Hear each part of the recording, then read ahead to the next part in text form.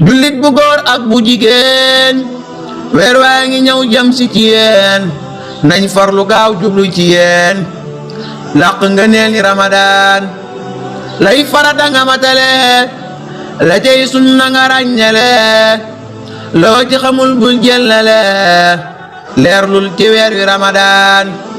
say kàddu it rafetalal sa jaamu gi na nga matal saw yaramit nang ko yiwal ci barke weeru Ramadan. bismillah asalaamaaleykum wa rahmatullah. guddi fukkeel gi ak juróom benn ku ci julli ñaari raka bu ci ne ginnaaw fatiha ida zulzilati fukki yoon dees na ko bindul tiyaaba yu bari dees na ko jéggal bàkkaaram yépp bu nekkoon ci njàqare it yàlla dana wuññi njàqare la te noonu dana ko wattu ci balaa yépp àdduna ak àllaaxira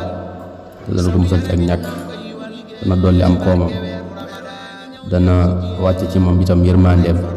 te buy tàbbi àjjana insha allah ci ña gën ci xeet wa lañu koy boole da bokk ci ña gën ci xeet wi lañu koy boole yàlla nagul te nagul leen asalaamaaleykum. waaye nag di tàllal loxo ëllul quraanul karim képp koo xam ne daara ñor na ko alxuraan ñor na ko ñoo ngi sàkku sa doole sa ñàkk ci liggéey bii moo xam aide matérielle la wala financière ana doomi daara yi ana ñi daara defar liggéey baa ngoog sunu objectif daa dina toll ci 10 millions. Vous pouvez y participer via Wave au 77 577 53 77. Pour plus d'informations, appelez-nous sur ce même numéro. مثل الذين ينفقون أموالهم في سبيل الله.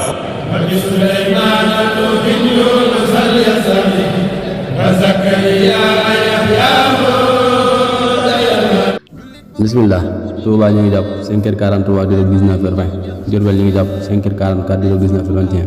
Dakar ñu ngi jàpp 5h49 di 19h26 Thiès ñu ngi jàpp 5h47 di 19h24 Kaolack Fatick Kaffrine Ziguinchor ñu ngi jàpp 5h45 di 19h22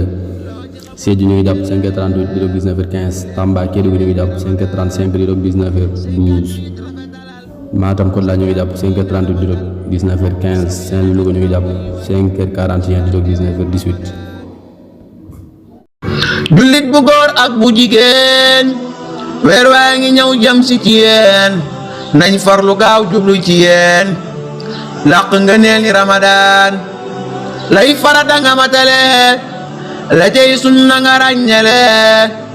loo ci xamul bul jëllale